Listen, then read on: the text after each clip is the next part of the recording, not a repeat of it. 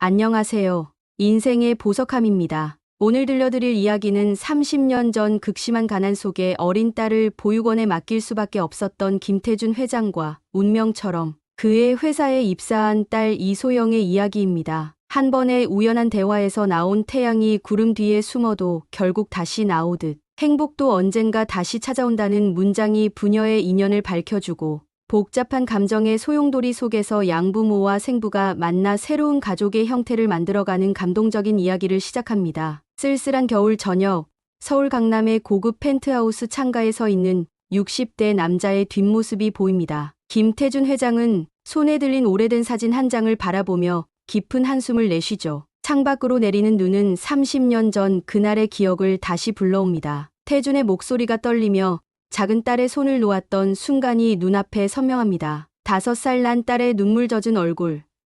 그 작은 손이 창살 사이로 뻗어나오던 모습. 보육원 문을 등지고 걸어 나오며 태준은 자신의 눈물을 감추지 못했어요. 젊은 시절 갑작스러운 아내의 병환과 죽음으로 혼자 남겨진 태준에게 어린 딸을 키울 여력은 없었습니다. 극심한 가난과 절망 속에서 내린 결정이었죠. 마지막으로 딸에게 했던 말. 태양이 구름 뒤에 숨어도 결국 다시 나오듯 행복도 언젠가 다시 찾아올 거라는, 아빠가 꼭 데리러 오겠다는 약속. 그 후로 30년, 김태준은 자수성가하여 대한민국 최고의 기업가 중 한 명이 되었어요. 하지만 성공의 정점에 서 있음에도 그의 마음 한구석은 항상 비어 있었습니다. 수년 전부터 딸을 찾기 위해 태준은 무수한 노력을 기울였죠. 사설 탐정을 여러 고용하고 오래된 보육원 기록을 샅샅이 뒤지며 모든 방법을 동원했어요. 해외 입양 단체에도 연락을 취하고 심지어 텔레비전 프로그램에 제보를 넣기도 했습니다. 하지만 모든 노력이 막막한 벽에 부딪혔죠.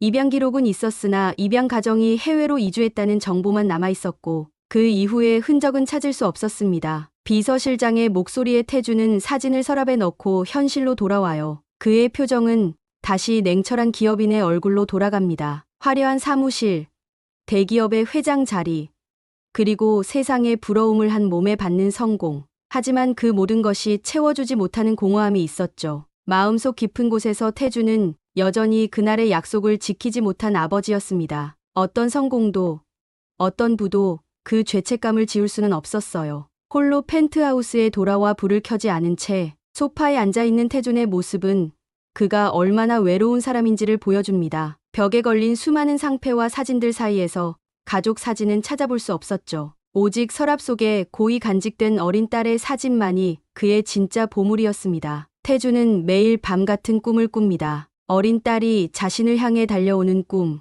하지만 항상 딸에게 닿기 직전에 잠에서 깨어나고 맙니다. 이 밤도 그 꿈을 꾸겠죠. 아침에 눈을 뜨면 또 다시 빈 침대, 빈 집, 그리고 채워지지 않는 마음의 공백을 안고 회사로 향하는 일상의 반복이에요. 김태준의 회사 태준그룹 본사 빌딩은 서울 도심에 우뚝 솟아 있었어요. 50층 높이의 유리와 철골 구조물은 그의 성공을 상징하는 기념비와도 같았습니다. 아침 8시, 태준은 언제나처럼 정확히 시간을 맞춰 최고 경영자 전용 엘리베이터에 올랐죠. 그의 하루는 철저히 계획되어 있었습니다. 회의, 계약 검토, 해외 지사와의 화상 통화. 모든 것이 정확하고 효율적으로 진행되었어요. 인사팀장이 새로운 비서 채용 보고서를 들고 태준의 사무실로 들어왔습니다. 기존 비서가 결혼과 함께 이직하며 새 비서가 필요한 상황이었죠. 태준은 무심히 서류를 넘기다 한 지원자의 이력서에서 시선을 멈췄어요. 이소영, 28살, 해외 명문대 경영학과 석사 출신으로 뛰어난 역량을 갖추고 있었습니다. 그러나 태준의 시선을 사로잡은 것은 소영의 학력이나 경력이 아니었어요. 섬세하면서도 단호해 보이는 눈빛과 어딘가 친숙하게 느껴지는 미소였습니다. 태준은 이상하게 마음이 끌리는 것을 느꼈죠. 마치 오래전부터 알고 있었던 사람을 다시 만난 듯한 묘한 감정이 들었어요. 이 지원자로 결정하겠습니다. 내일부터 출근시키세요. 태준의 결정은 신속했습니다. 그는 평소와 다름없이 냉정해 보였지만 내면에서는 설명할 수 없는 감정의 파도가 일고 있었어요. 왜 이 낯선 지원자에게 이런 감정이 드는지 스스로도 이해할 수 없었습니다. 다음 날 아침, 이소영은 정확히 7시 30분에 출근했죠. 완벽하게 갖춰입은 정장 차림에 단정하게 묶은 머리, 그리고 자신감 있는 걸음걸이는 그녀의 프로페셔널한 태도를 보여주었어요. 태주는 창문 너머로 로비에 들어서는 소영의 모습을 지켜보았습니다. 처음 만나는 순간부터 그는 이 젊은 여성에게서 눈을 떼지 못했죠. 안녕하세요, 회장님. 이소영입니다. 오늘부터 회장님의 업무를 보조하게 되었습니다. 소영의 첫 인사는 예상대로 완벽했어요. 태주는 고개를 끄덕이며 간단히 환영 인사를 건넸습니다. 그리고 곧바로 그날의 일정과 업무를 설명했죠. 소영은 놀라운 습득력으로 모든 지시사항을 단번에 이해했어요. 회의 자료를 정리하고 해외 지사와의 통화를 준비하고 중요한 계약서의 핵심 조항을 정확히 파악했습니다. 이 정도면 충분합니다. 오후 회의 준비는 어떻게 되고 있죠? 태준의 질문에 소영은 이미 준비된 태블릿을 건네며 회의 자료의 요약본을 설명했어요. 그녀의 분석력과 통찰력은 첫날부터 태준을 놀라게 했습니다. 단순히 지시를 따르는 것을 넘어 한 발 앞서 생각하고 준비하는 모습이었죠. 몇 주가 지나면서 소영은 태준그룹에서 없어서는 안 될 존재가 되었어요. 그녀의 효율적인 업무 처리와 뛰어난 커뮤니케이션 능력은 회사 전체에 새로운 활력을 불어넣었습니다. 태준은 소영과 함께 일하는 시간이 점점 더 늘어났고 그녀의 존재가 자신의 삶의 변화를 가져오고 있다는 것을 느꼈죠. 어느 날 밤, 중요한 해외 계약을 앞두고 두 사람은 사무실에서 야근을 하게 되었어요. 밤이 깊어갈수록 형식적인 대화는 조금씩 허물어지기 시작했습니다. 피로감에 서로의 경계가 느슨해진 것일까요? 아니면 한밤중의 고요함이 마음을 열게 만든 것일까요? 회의실 테이블에 펼쳐진 서류들과 밤늦은 시간을 알리는 조용한 사무실이에요. 야근이 길어지면서 김태준과 이소영은 처음으로 업무를 넘어선 대화를 나누게 되었습니다. 커피잔을 들고 잠시 휴식을 취하던 소영이 창밖을 바라보며 탄성을 내뱉었죠. 서울의 야경이 눈부시게 빛나고 있었어요. 그 순간 태준은 소영의 옆모습에서 무언가 익숙한 그림자를 느꼈습니다. 어린 시절 아내와 닮아 있었죠. 태준은 문득 소영에게 어떻게 이 회사에 지원하게 되었는지 물었어요. 소영은 잠시 생각에 잠기더니 자신의 이야기를 꺼내기 시작했습니다. 어렸을 때 입양되어 사랑 많은 양부모 아래서 자랐다는 소영이었죠. 그녀의 말에 태준의 심장이 빠르게 뛰기 시작했어요. 혹시나 하는 생각이 들었지만 그럴 리 없다고 자신을 다독였습니다. 수많은 입양아들 중 하필 자신의 회사에 지원할 확률은 너무나도 낮았죠. 대화는 이어졌고 소영은 자신의 삶의 철학과 좌우명을 나누었어요. 힘든 시간을 견디게 해준 어머니의 말씀이라며 소영이 말했습니다. 태양이 구름 뒤에 숨어도 결국 다시 나오듯 행복도 언젠가 다시 찾아온다는 말이었죠. 태준의 머릿속에서 번개가 치는 듯했어요. 30년 전 딸에게 마지막으로 해준 말이었습니다. 그 말이 어떻게 소영의 입에서 나올 수 있을까 의아했죠. 하지만 우연의 일치일 수도 있었어요. 그런 위로의 말은 흔히 사용되는 표현이었습니다. 태준은 동요하는 마음을 억누르며 업무로 화제를 돌렸죠. 그날 이후 태준은 소영을 유심히 관찰했어요. 웃을 때 나타나는 눈가의 주름, 집중할 때 무의식적으로 입술을 깨무는 습관, 왼손 엄지손가락에 있는 작은 점까지요. 어릴 적 딸에게 있던 것과 같은 위치였습니다. 우연이라기엔 너무 많은 공통점이 눈에 띄었죠. 잠 못 이루는 밤이 계속되었어요. 태준은 결국 자신의 오랜 친구이자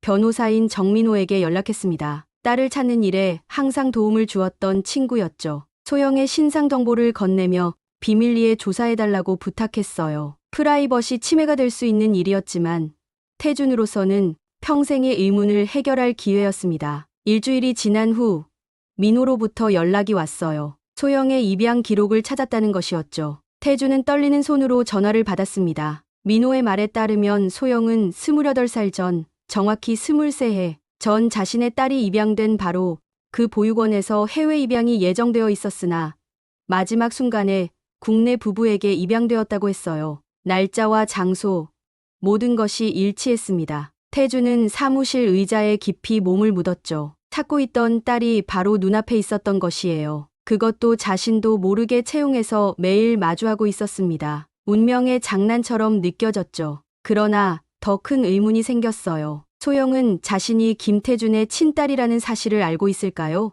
모르고 있을까요? 만약 알고 있다면 왜 말하지 않았을까 의아했습니다. 만약 모른다면 이제 어떻게 이 사실을 전해야 할지 막막했죠. 태준은 창밖을 바라보며 깊은 생각에 잠겼어요. 30년간 찾아 헤매던 딸을 찾았지만 이제 더 큰 난관에 봉착한 느낌이었습니다. 어떻게 접근해야 할지, 어떤 말로 시작해야 할지 막막했죠. 무엇보다 소영의 감정과 현재의 삶을 존중해야 했어요. 갑작스러운 진실은 그녀의 정체성과 인생 전체를 뒤흔들 수 있었습니다. 이틀 후 김태준은 중요한 결정을 내렸어요. 이소영을 자신의 사무실로 불러 진실을 밝히기로 한 것이었죠. 더 이상 이 비밀을 혼자 간직할 수 없었습니다. 하지만 말을 꺼내기가 쉽지 않았어요. 어떻게 시작해야 할지, 어떤 말로 설명해야 할지 수없이 고민했습니다. 태준은 소영이 출장에서 돌아오기를 기다렸죠. 오후 3시 소영이 회의 자료를 들고 태준의 사무실에 들어왔어요. 평소와는 다른 태준의 분위기를 감지한 소영이 의아한 표정을 지었습니다. 태준은 창가에 서서 물었죠. 소영의 어린 시절에 대해, 양부모에 대해, 그리고 보육원 시절의 기억이 있는지에 대해요. 소영은 갑작스러운 질문에 당황했지만 차분히 자신의 이야기를 들려주었습니다. 5살 때 입양되었고 어렴풋이 보육원 생활과 친부모의 얼굴을 기억한다고 했죠. 태준의 심장이 격렬하게 뛰었어요. 소영은 자신의 생물학적 부모를 찾으려 노력한 적이 있냐는 질문에 양부모가 너무 좋은 분들이라 특별히 찾을 필요성을 느끼지 못했다고 대답했습니다. 하지만 때때로 호기심이 들기도 한다고 덧붙였죠. 왜 자신을 포기했는지, 지금은 어떤 삶을 살고 있는지, 자신을 한 번이라도 찾아보려 했는지 궁금했다고요. 태준은 책상 서랍에서 오래된 사진 한 장을 꺼냈습니다. 젊은 시절의 자신과 아내, 그리고 3살배기 딸이 함께 찍은 사진이었죠. 소영에게 사진을 건네며 태준은 떨리는 목소리로 이야기를 시작했어요. 아내의 갑작스러운 병환과 죽음, 극심한 가난 속에서 어린 딸을 키울 수 없었던 괴로운 선택, 그리고 30년간 딸을 찾기 위해 노력했던 과정까지 모두 털어놓았습니다. 소영은 말없이 사진을 바라보았죠. 그녀의 눈에서 눈물이 흘러내렸어요. 사진 속 어린 아이가 자신이라는 것을 직감적으로 알아차린 것이었습니다. 태준은 조심스럽게 양부모에게서 들었던 말과 보육원에서의 마지막 인사를 물었죠. 소영은 떨리는 목소리로 대답했어요. 태양이 구름에 가려도 결국 다시 나온다는 그 말이 자신에게 평생의 위안이 되었다고 말했습니다. 태준의 눈에서도 눈물이 흘러내렸죠. 그토록 찾아 헤매던 딸이 이렇게 가까이에 있었다니 믿기지 않았어요. 소영은 복잡한 감정에 휩싸였습니다. 기쁨과 혼란, 놀라움과 당혹감이 뒤섞였죠. 자신이 매일 마주하던 회장이 친아버지라는 사실이 쉽게 받아들여지지 않았어요. 소영은 자리에서 일어나 창가로 걸어갔습니다.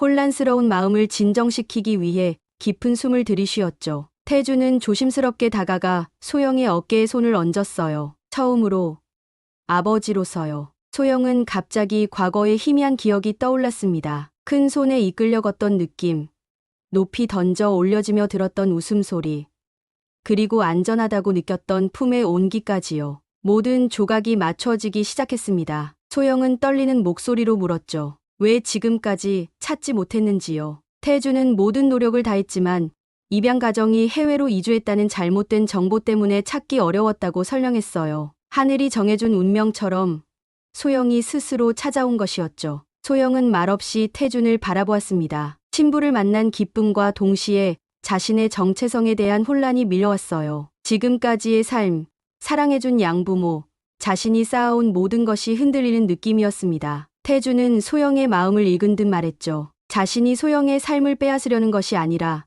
단지 오래전에 했던 약속을 지키고 싶었다고요. 소영을 다시 데리러 오겠다는 그 약속을요. 소영은 복잡한 감정 속에서 무엇을 어떻게 받아들여야 할지 혼란스러웠습니다. 잠시 시간이 필요했죠. 사무실을 나온 이소영은 곧바로 휴가를 신청했어요. 갑작스러운 진실 앞에 혼자만의 시간이 필요했죠. 태준은 그녀의 요청을 이해하며 받아들였습니다. 소영이 돌아올 때까지 기다리겠다고, 어떤 결정을 내리든 존중하겠다고 약속했어요. 소영은 사흘간의 휴가를 받아 양부모가 살고 있는 경기도 외곽의 조용한 동네로 향했습니다. 양부모의 집은 언제나처럼 따뜻했죠. 정원사인 양아버지 이대현은 작은 마당에 꽃을 가꾸고 있었고, 초등학교 교사였던 양어머니 박미영은 부엌에서 저녁을 준비하고 있었어요. 갑작스러운 방문에도 두 사람은 언제나처럼 소영을 반갑게 맞이했습니다. 식탁에 앉아 양부모의 얼굴을 바라보며 소영은 어떻게 이야기를 꺼내야 할지 고민했죠. 식사를 마친 후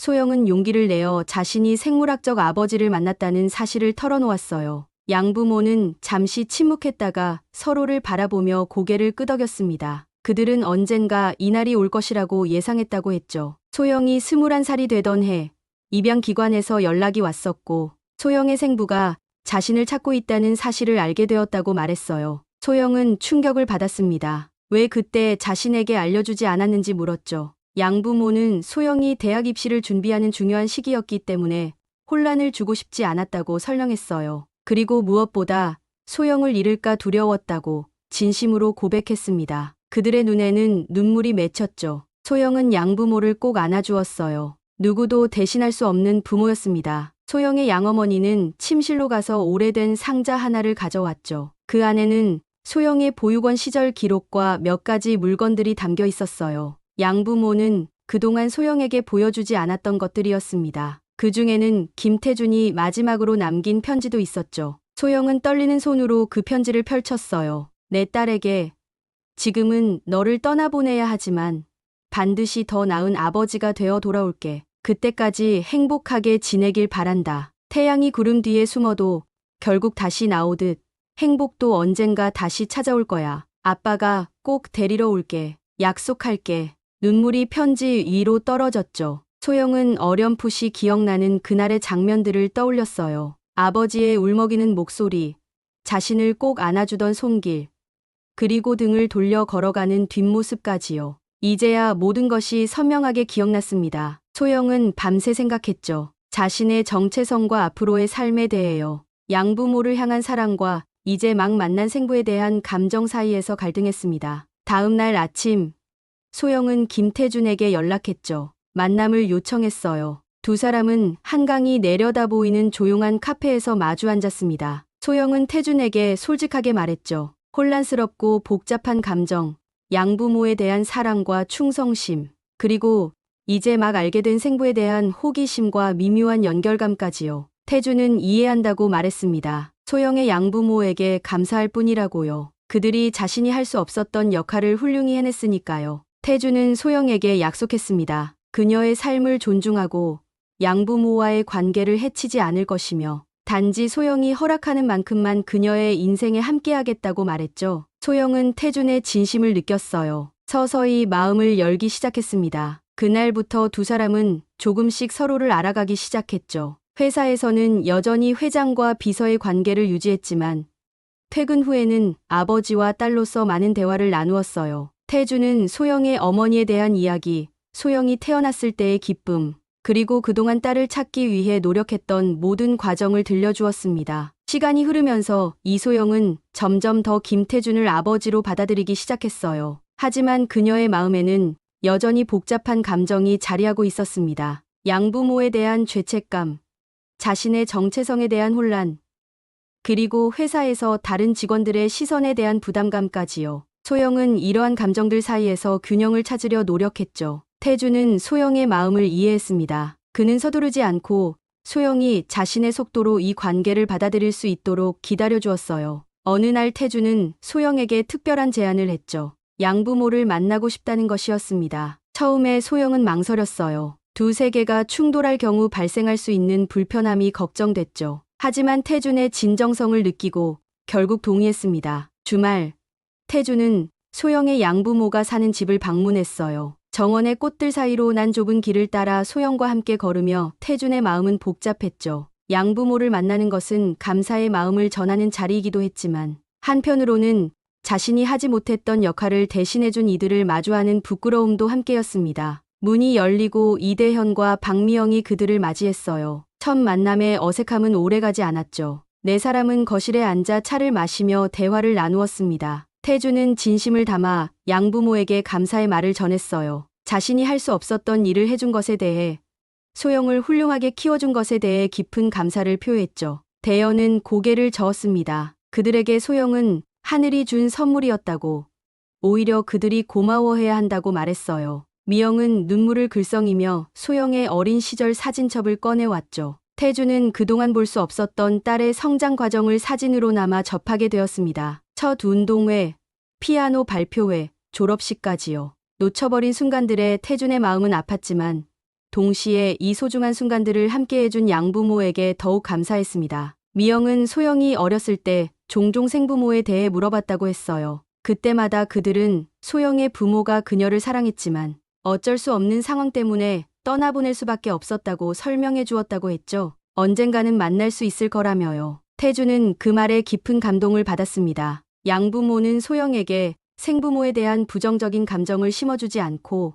오히려 긍정적인 이미지를 만들어 주었던 것이에요. 대화는 깊어졌고 네 사람은 소영을 중심으로 새로운 가족의 형태를 만들어가기로 했죠. 태주는 양부모에게 약속했습니다. 소영의 삶에 끼어들거나 그들의 관계를 해치지 않을 것이며 오히려 그들이 소영의 진정한 부모라는 사실을 존중하겠다고 말했어요. 대신 자신도 소영의 인생의 작은 부분으로 함께할 수 있기를 바란다고 덧붙였죠. 저녁이 깊어가는 동안 네 사람의 대화는 계속되었습니다. 소영은 자신을 중심으로 두 세계가 부드럽게 만나는 모습에 안도했어요. 가장 두려웠던 순간이 오히려 가장 따뜻한 순간으로 변하고 있었죠. 헤어질 때 태주는 다시 한번 양부모에게 깊은 감사의 마음을 전했습니다. 미영은 태준의 손을 꼭 잡으며 말했어요. 이제 소영에게는 3명의 부모가 있으니 더 많은 사랑을 받을 수 있을 거라고요. 돌아오는 길, 차 안에서 소영은 처음으로 태준을 아버지라고 불렀죠. 그 한마디에 태준의 눈에는 눈물이 고였습니다.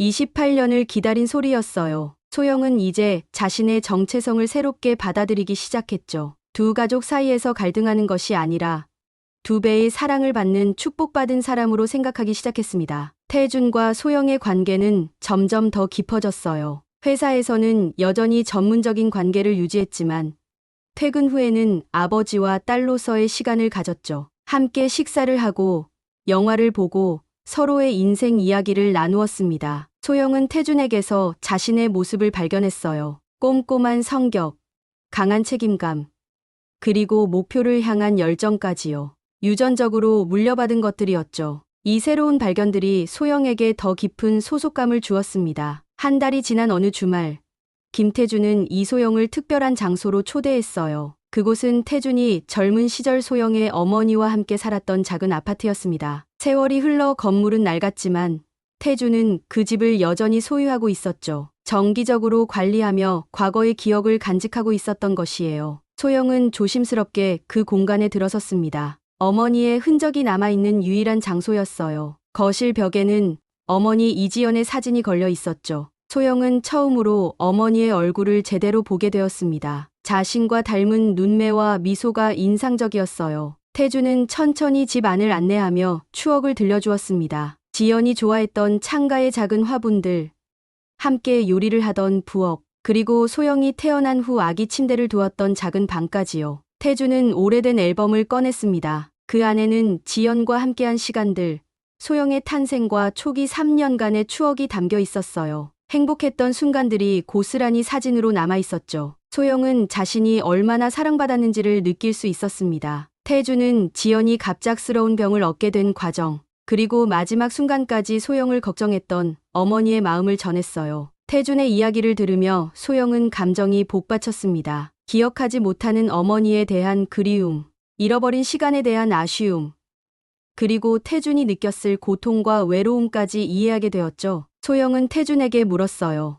왜 다시 결혼하지 않았는지요. 태준은 잠시 침묵했다가 솔직하게 대답했습니다. 지연 이후 다른 사람을 사랑할 수 없었다고요. 그리고 무엇보다 소영을 찾는 일에 모든 에너지를 쏟았다고 했죠. 소영은 태준의 손을 잡았어요. 그 작은 제스처에 태준의 눈에는 눈물이 고였습니다. 소영은 처음으로 아버지의 삶을 진정으로 이해했죠. 성공한 사업가의 이면에 숨겨진 외로움과 슬픔, 그리고 포기하지 않았던 희망까지요. 그날 두 사람은 더 깊은 유대감을 형성했습니다. 혈연을 넘어 서로의 상처를 이해하고 공감하는 진정한 가족이 되어가고 있었어요. 다음 날, 소영은 중요한 결정을 했습니다. 태준그룹의 비서 자리에서 물러나기로 한 것이죠. 회사에서 아버지와 딸의 관계를 유지하기엔 너무 많은 제약이 있었어요. 소영은 태준에게 자신의 결정을 전했습니다. 하지만 그것은 단순히 사직이 아니었죠. 소영은 자신의 경력과 역량을 살려 태준그룹의 다른 분야에서 일하고 싶다고 했어요. 특히 기업의 사회적 책임과 관련된 재단 설립에 관심이 있다고 덧붙였습니다. 태준은 소영의 결정을 존중했어요. 그는 이미 오래전부터 재단 설립을 구상하고 있었다고,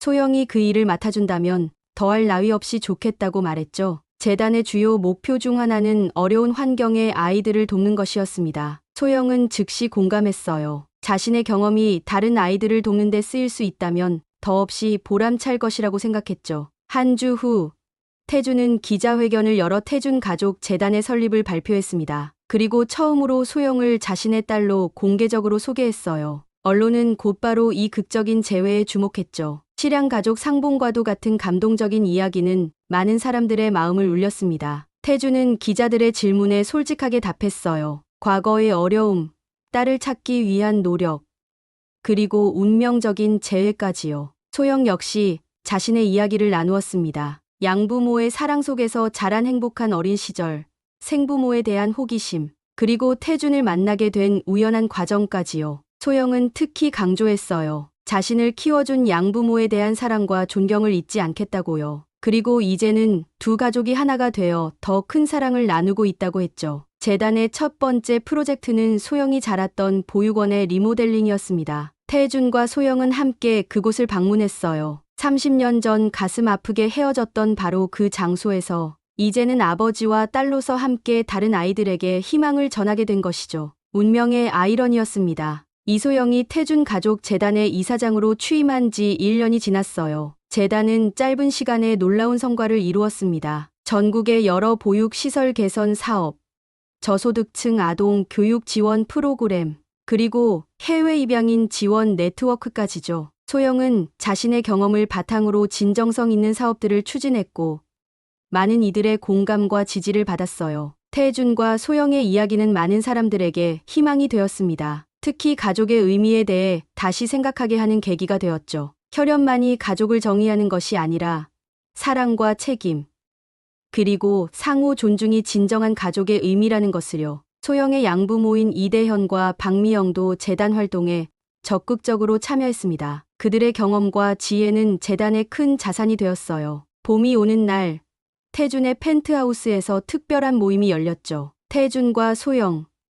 그리고 양부모가 함께하는 가족 모임이었습니다. 태준은 이 자리에서 오랫동안 간직해온 선물을 소영에게 건넸어요. 그것은 소영의 어머니 지연이 소영을 위해 만들었던 작은 보석함이었죠. 안에는 지연이 딸에게 물려주고 싶었던 진주 목걸이와 손으로 쓴 편지가 들어 있었습니다. 편지에는 지연이 딸에게 전하고 싶었던 마음이 담겨 있었어요. 어떤 상황에서도 자신을 믿고 삶의 아름다움을 발견하며 세상에 선한 영향력을 전하는 사람이 되길 바란다는 내용이었죠. 소영은 눈물을 흘리며 그 편지를 읽었습니다. 한 번도 만난 적 없는 어머니지만 그 사랑은 시간을 초월해 소영의 마음에 깊이 와닿았어요. 태준은 지연의 마지막 소원이 있었다고 말했습니다. 딸이 20살이 되면 그녀가 자란 해남의 작은 바닷가 마을을 방문해달라는 것이었죠. 지연이 가장 행복했던 추억이 있는 곳이라고요. 소영은 그 이야기를 듣자 즉시 그곳에 가보고 싶다고 했습니다. 그렇게 네 사람은 다음 주말에 해남으로 여행을 가기로 했어요.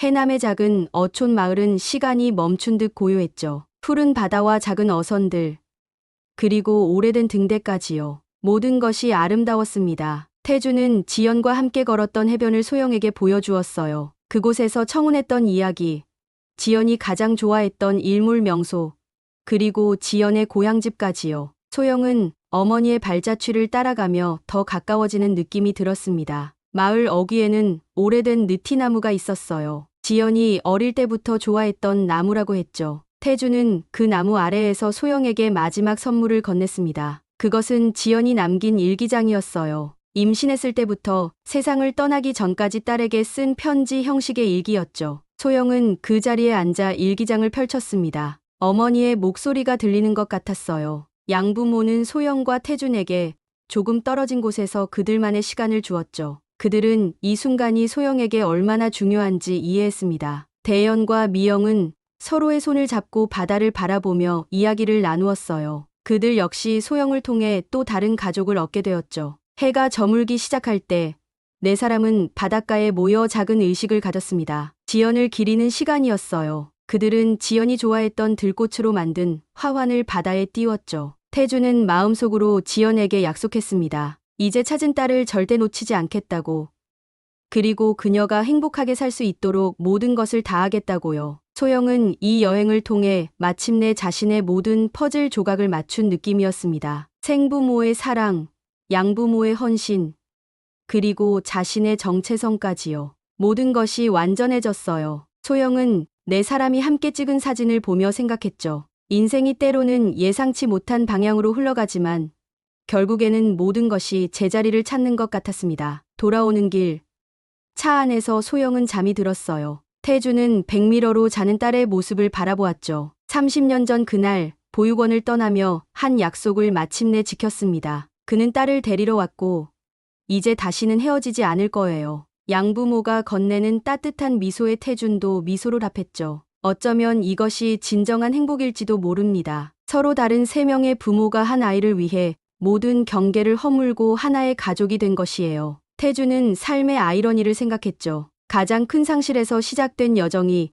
이렇게 풍요로운 결말을 맺을 줄은 상상도 못했습니다. 태양이 구름 뒤에 숨어도 결국 다시 나오듯 행복도 언젠가 다시 찾아온다던 그 말이 현실이 되었어요. 소영에게 했던 약속, 그리고 자신에게 했던 약속을 지켰죠. 이제 그들 앞에는 함께할 새로운 미래가 펼쳐져 있었습니다. 소영이 눈을 떴을 때 창밖으로는 서울의 밤 풍경이 펼쳐져 있었어요. 반짝이는 불빛들이 마치 그들의 새로운 시작을 축하하는 것 같았죠. 소영은 생각했습니다. 자신이 얼마나 많은 사랑에 둘러싸여 있는지, 그리고 그 사랑으로 앞으로 얼마나 많은 사람들을 도울 수 있을지요. 소영의 말에 태주는 따뜻한 미소를 지었습니다. 그렇게 그들의 새로운 여정은 계속되었어요. 과거의 상처는 치유되고 이제는 더 넓은 세상을 향해 함께 나아갈 시간이었죠. 한 가족의 이야기는 끝이 아닌 또 다른 시작이었습니다.